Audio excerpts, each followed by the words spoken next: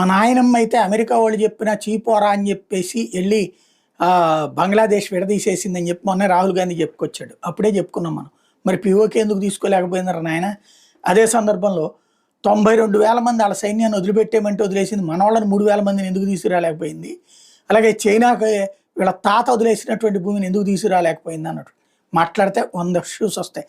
అది పక్కన పెడితే ఆ మధ్యన బీజేపీ పెద్ద ఎత్తున యాజిటేషన్ చేశాక మన్మోహన్ సర్కార్ ఒకటి వెనక్కి తీసుకుంది. ఏంటంటే అప్ పాయింట్స్ ఏవైతే ఉంటాయో ఎత్తైనటువంటి ప్రదేశాలలో మన బంకర్లను ధ్వంసం చేయడానికి ఒప్పుకుని పాకిస్తాన్తో ఒప్పందం చేసుకున్నాడు మన్మోహన్ సింగ్.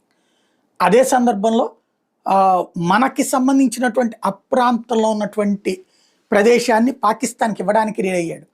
అప్పుడు అది ఒక సైనికాధికారి బయట పెట్టడంతో బీజేపీ దాన్ని రైట్ చేయడంతో అది విత్డ్రా అయింది. లేకపోతే మన సైన్యం ప్రాణాలతో చెలగాటమాడే ఒప్పందం.